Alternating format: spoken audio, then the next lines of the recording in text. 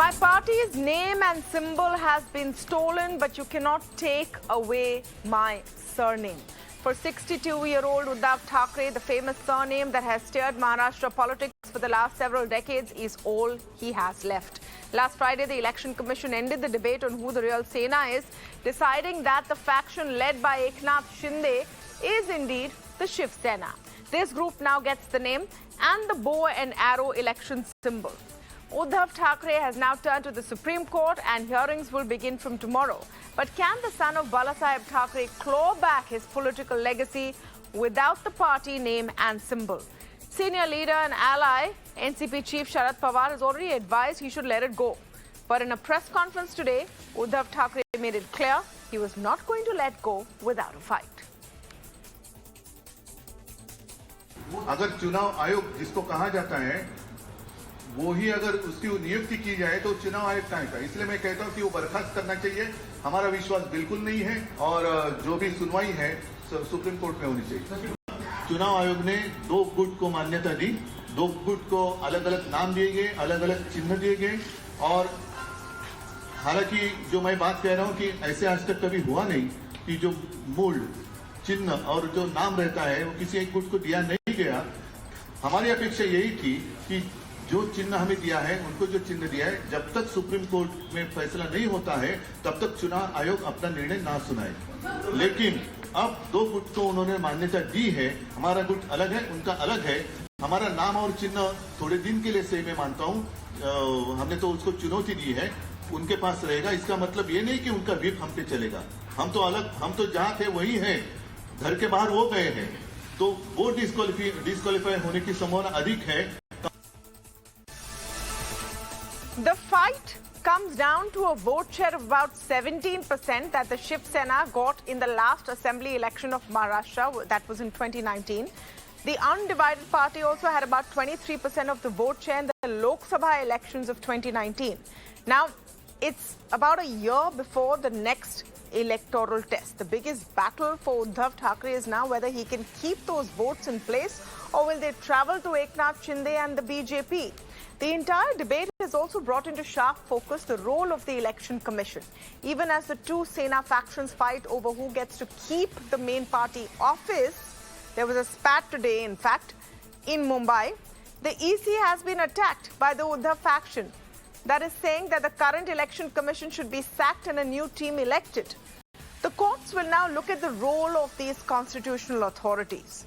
For the Thackeray, though, the question is, can he revive his political career without the bow and arrow symbol? Can he hold on to his father, Balasaheb's legacy in Maharashtra? And is the BJP now set to be the undisputed dominant party in Maharashtra? It was already heading that way in the last round of elections. Does the Sena name and symbol, and this is also important, does this guarantee electoral success for Eknath Shinde? Because remember, he is yet to face the test of the people's vote. And can Uddhav reverse the damage to his political legacy? We're going to be talking about that today. Joining me is Rohit Chandavarkar, senior journalist, Sanjay Hegde, senior advocate with me on the show. I'm speaking with Abhishek Agnihotri, leader of the Shiv Sena, and S Sriram, political analyst.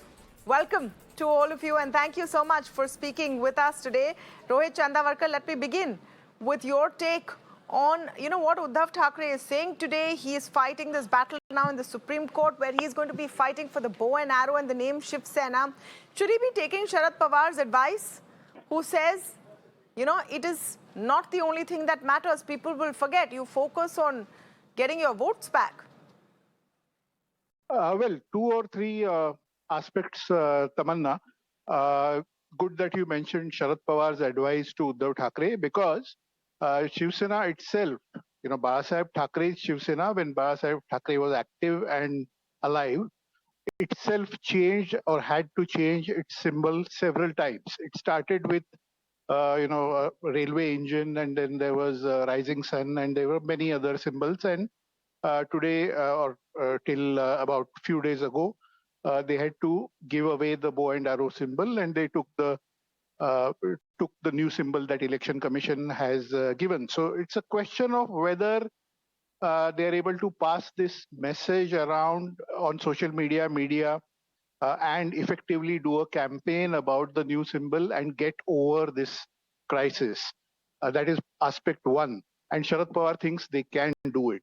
The second aspect, of course, is Uddhav's mental capability and his inclination. Because when you saw Eknath Shinde taking away Uddhav's group to Guwahati, the first thing you saw Uddhav doing was that he quit the official residence of Maharashtra CM, that is Varsha Bungalow, and kind of ensured that the media comes there and takes visuals of him packing the suitcases and kind of moving away, and then giving bites saying that he's not interested in all this politics if there is backstabbing. In his words, he used the word backstabbing happening in the party that his father had formed, etc. So that throws some light on what he is likely to do or how inclined he is towards fighting this battle. That is the second aspect. The third aspect is, of course, the Mahashakti, as mentioned by Eknath Shinde, and how they will now bring down this bulldozer against Uddhav Thackeray, and he's going to fight it, and this is kind of the toughest challenge. I know I keep saying it every few weeks that he's facing the toughest, but trust me, this is the toughest one. Right. It gets tougher and tougher.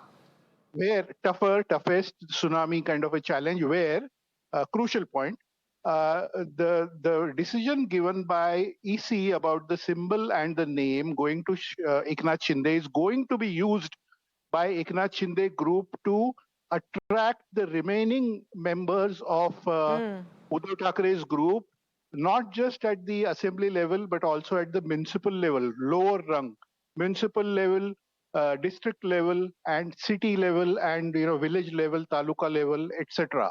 So that is going to be the crucial part, because now Eknath Shinde and team are going to pitch this as a bait to the remaining members of Uddhav Thackeray group, saying that, look, we have got this symbol, we have got the Shiv Sena name, and that is what the game is all about. That is what the EC decision is all about, that the remaining members of Uddhav Thackeray group should be attracted towards Eknath Shinde group for the upcoming big election season of Maharashtra.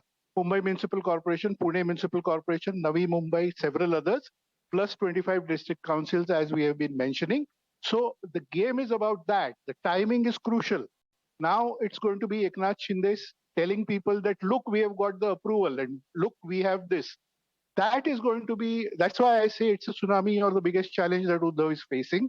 Not just the Shiv Sena name, but also the election symbol being taken away from him. And he looked very hurt today and looked very angry today when he held the press conference, and whatever he spoke is going to be controversial about his demand to abolish Election Commission or whatever. It was a typical emotional thing that BalasahebThackeray or Uddhav have been speaking. That the Shiv Sena thrives on emotions, and it's basically a party of Shiv Sainiks who run on emotions.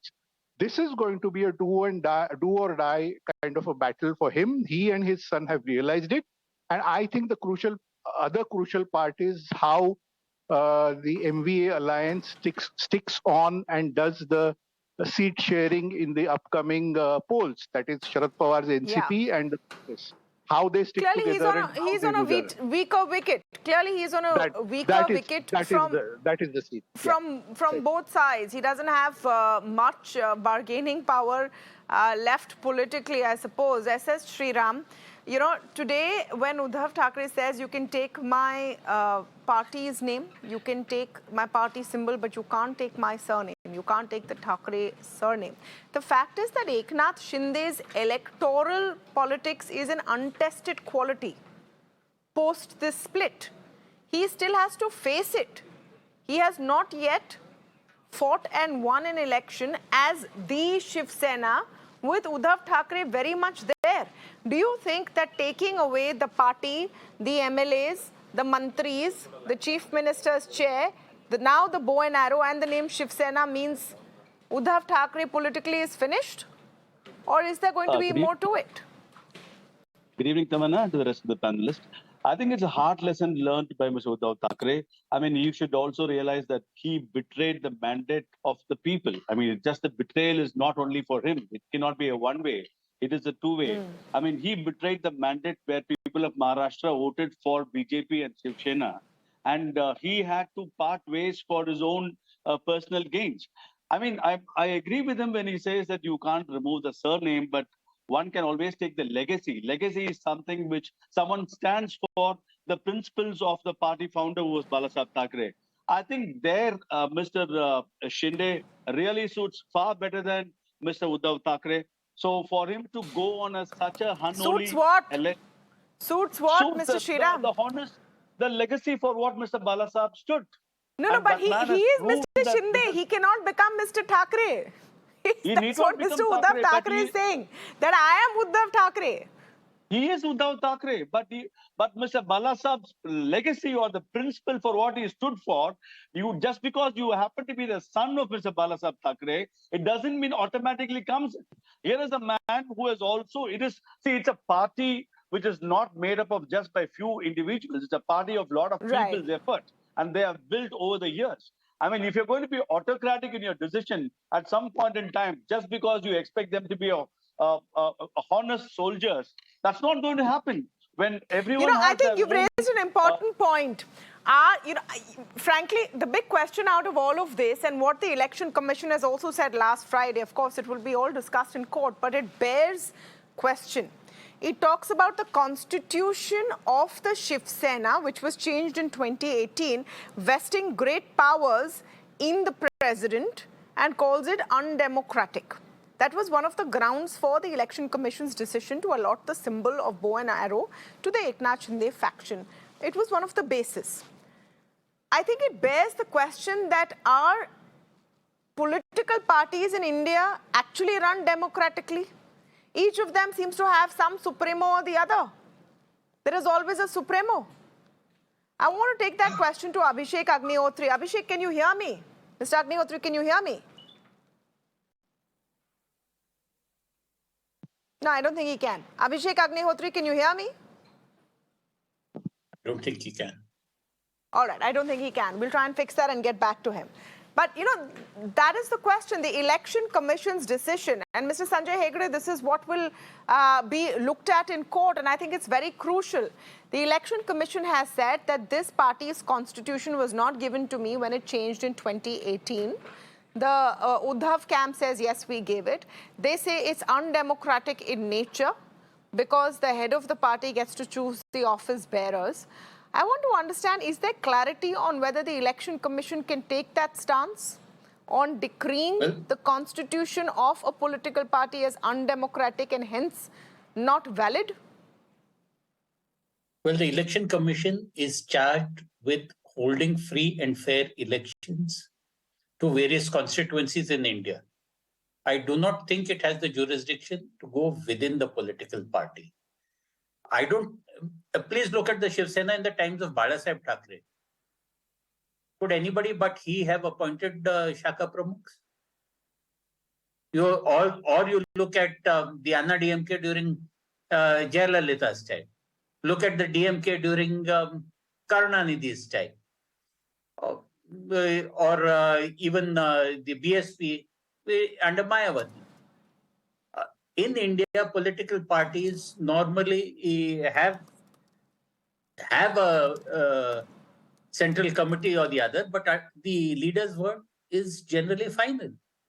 The Election Commission, even while trying to figure out which is the correct party, only for the purposes of the symbol order, I think has overstepped its brief here.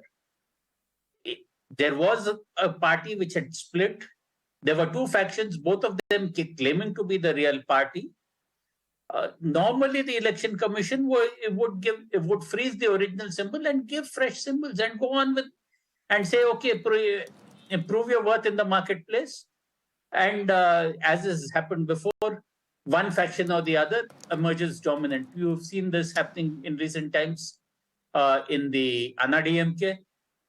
Before that, you had the Congress splits and one faction triumphing over the other. finally when the voters chose as to which was the real Shiv Sena. I don't think the Election Commission has, under the garb of allotting symbols, the right to decide how parties should be run. Okay, so that is something that will come up in a court of law. And that Obviously, really is the tricky part. Take a look at the communist parties. Are you going to say that the communist parties are run on democratic traditions? No, I'm not sure which parties are. Mr. Sriram, you know, the question is that are political parties in India anyway run democratically? Like I said, there is some supremo or the other. They might not have the official tag of supremo as their designation within the party's constitution, but their writ is supreme. But as long as the members of all members of the party agree, Tamanna, sorry to intervene, but as long as all the members of that party agree that this is the supreme leader and we will follow whatever he says, that becomes democratic, right? That becomes a democratic system. Do you think the election to the president of BJP is democratic? Of course, it is decided by the High Command now, right? I mean, extensions are given. Have been given to presidents of the party, which the High Command decided. So this is happening, in short, this is happening in all parties. That's my point. Okay, so it seems to be semantics, Mr. S Sriram. Whether this used to be a democratic party, is it very democratic right now? Is Eknath Shinde the chief minister and the head of Shiv Sena because every Shiv Sainik has decided that from today Uddhav Thackeray is not our leader, it's Eknath Shinde? You know, are these questions that are clear as of today? No, it's not so. I mean, most of the parties, as he rightly said, is not democratic. But invariably, the decisions taken, most of the party workers do agree to the Supremo's decision. But here is a case which is a different classic case, because Shiv Sainik's, being what they are as a party and the kind of principles that they stand for, when that is being disturbed by the Supremo, I'm sure there was suffocation within the party for quite a long time. And probably this is the reason why this set of people thought for them to go back to the people to say that, here we are back again for your votes, something which they were dreading. So this is slightly a different, complicated case where people have to, bring the Balasaheb, for the values that he stood for, probably to even to, if they have to take on the family, they did that. I think that's slightly different than the normal party in India is. I buy that. I buy that point. Yeah, you have a point there. I entirely disagree. Okay, 1 minute. So Rohit Chandavarkar says he buys that point that the average Shiv Sainik was not happy with what Uddhav Thackeray had done. He was she was not happy. No, Tamanna, I'm not saying average Shiv Sainik. I'm not saying average Shiv Sainik. I'm saying the representatives in the assembly who represent the masses, the people who have elected them. It looked like 40 of them out of the 55, 56 earlier, 55, decided to walk away from Uddhav. Now, there are many allegations about why they did this and, whether they were influenced, etc. But it was 40 people, right? So Sharad Pawar has a point when he says that when you have 40 out of 55 people walking away, there is some point in what they have to say, and if they are raising, some kind of a rebellion, you have to listen to it and accept it for the time being. That is my limited point. Not the masses, not the Shiv Sainiks. I'm speaking about the elected representatives, and that's why last point I want to make in this narration is my point is early elections should be called so that whether these people get elected again, Eknath Shinde's group, all of them should go to their constituencies and early elections should happen. So, we have a litmus test of whether what they did is legitimate and whether they get elected again. That will prove that we live in a democracy. What is interesting in this? Get elected. What is interesting absolutely is in no hurry. Yeah, no, Sanjay Hegde, what is interesting in this is what is the aim of the voters and what is the aim of the current elected members. The elected members want to be re-elected at any cost. They're seeing what is the strongest side we're on, what are our best chances of re-election. Is that what the voters are looking at? Their point of view might be entirely different. And in this case, the question is whether Uddhav Thackeray can survive without that bow and symbol arrow. Does his name, does his surname, which he's talking about today, count more than the bow and symbol arrow on the hustings?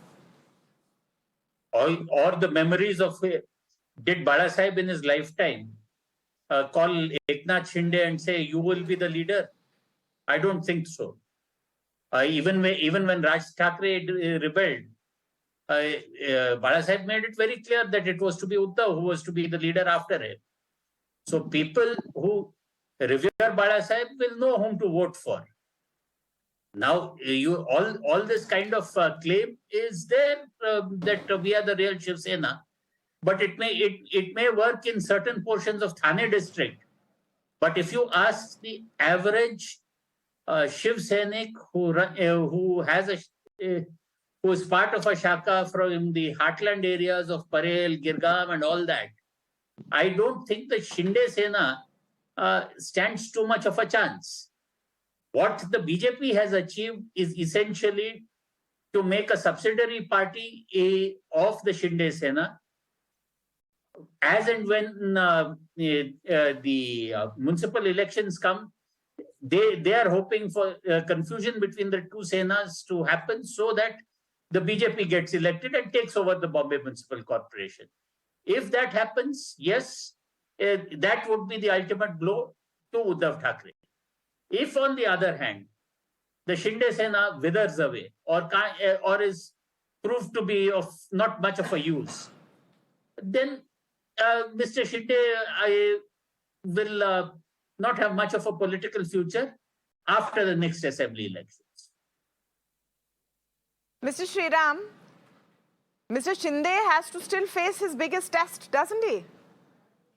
He has to actually win an election on the claim that he is the true inheritor of Balasaheb Thackeray's political legacy. Tamanna, just one more thought, and please. not Uddhav Thackeray.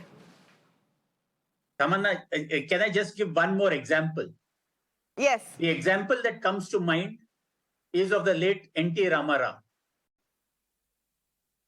Indira Gandhi broke N.T. Ramarao's party, and there was a gentleman called NBR, Bhaskar Rao, if I'm not mistaken, who became chief minister.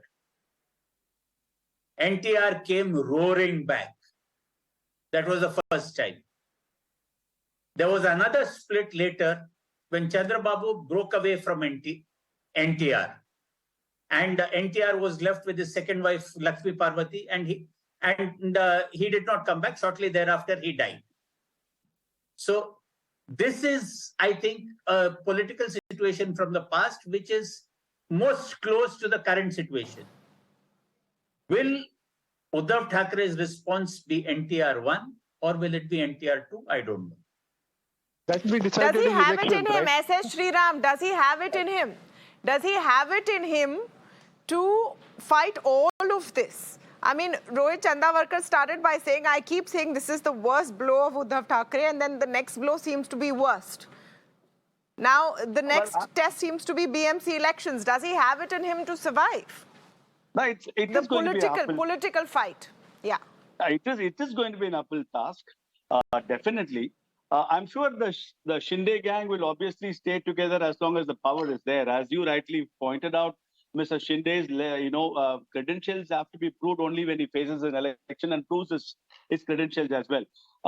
Mr. Uddhav, on the other hand, does have the anger of the people as well. I mean, I'm sure the people of Maharashtra will not treat him kindly for whatever he did in terms of bringing in a unholy alliance of Congress and NCP, whom they literally rejected. I think that is going to be one aspect that he has to face as well. And then the Shiv Seniks, again within. So it is going to be an uphill task for him to, overcome these two challenges. No, but my point, Mr. Sriram, is my point is that in Indian politics, has this unholy alliance and post-poll changing parties now become something that shocks and surprises people anymore? I mean, governments keep changing color mid-term. I don't even want to talk about the state of Karnataka. So is it something which is the worst crime ever committed in the eyes of the voter anymore? Or is it what you stand for today? Very honestly speaking. Yeah, very honestly speaking.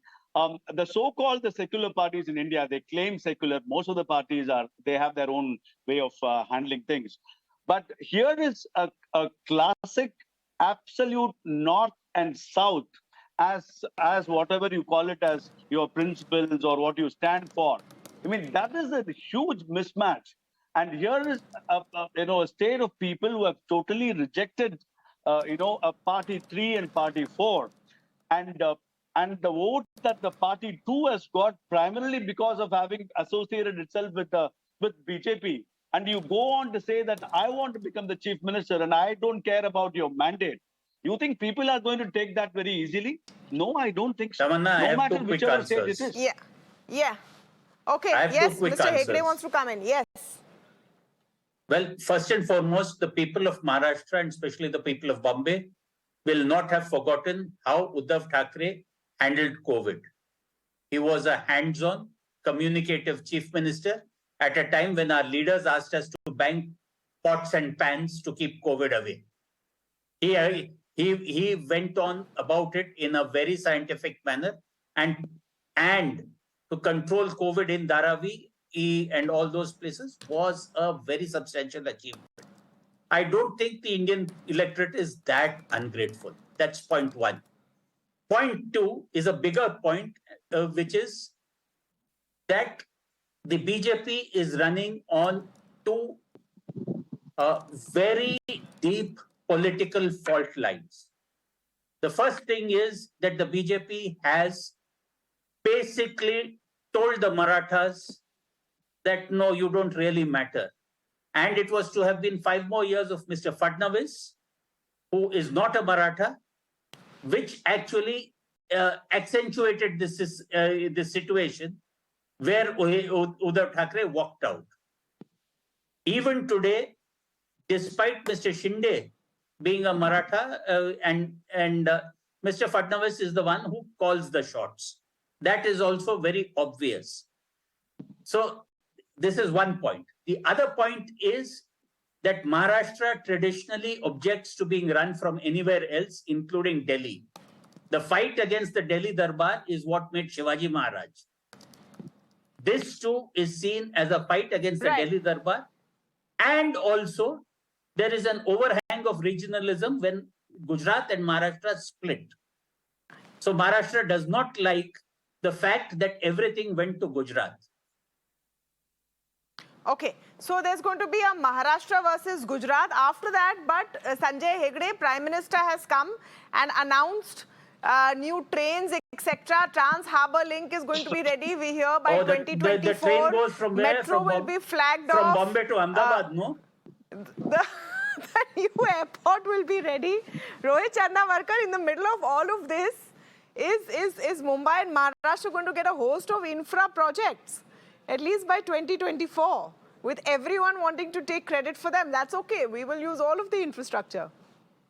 I think, Tamanna, you might be aware that just yesterday, day before yesterday and yesterday, Amit Shah was in Maharashtra, Pune, Kolhapur, Nagpur, etc.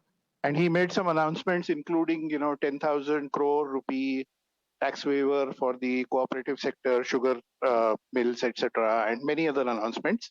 Prime Minister Narendra Modi has also been visiting frequently Mumbai and announcing big infra projects. So, all that points out to the fact that Maharashtra is in for a big election season. And obviously, ahead of any election season, you have these kinds of announcements, point one. And point two, creation of perception that we are, in command, we have all the majority and we are going to win, and the opposition has, no strength left. So that He did say we are going to win 48 out of 48 next time. Yes. So he said that last time, and then Sharad Pawar stood in the rain and won that. Yeah. won his seats. That is what So happened. I just want to highlight one thing, that you just look at the psychology of any Indian voter, or any voter anywhere else in the world for that matter. The psychology usually, Advocate Sanjay Hegde would also agree, and others also would agree, you would agree, is to stay with the winner. The mental tendency of any the mental tendency of any voter, just any citizen, is to be with the winner, right? I mean, I want to be associated. I want to post selfies with a film star who is delivered. But then governments would never change. Not Rohit, somebody then with, governments would never change. Governments would never change then. So no, I'm coming to that point. So what happens is, when elections are up, the big battle of perception through media and social media is to create this perception that we are going to win, and the opposition has no steam left, and the opposition has no strength. Well, and the BJP knows that playbook. The BJP knows that playbook very well. So that is what is Eknath happening Shinde in Maharashtra. has a great team with him, but he still that has is to face what the is- test. So that is what is happening in Maharashtra. We have Eknath Shinde, we have the symbol, we have this, Right. we have that, or whatever. Now the big question is, that's why I said a few minutes ago, that the big test is going to be elections, right? I mean, nobody's Right. At the end of the day, you nobody have to knows. win the word. Absolutely. So Absolutely. early I need to wrap elections up. is the solution. So the early elections are the We don't solution, know and if that's what comes out of will the the elections EC go for early elections? Before that, they have to face the judicial test. The court hearings will begin from tomorrow, where the role of the EC, the decisions they have made, the disqualification of the original 16 MLAs, all of that, the anti-defection law is all going to come into play, which is why constitutionally also this is going to be a landmark case one way or the other. We'll take a very short break at this point. I want to thank all of you.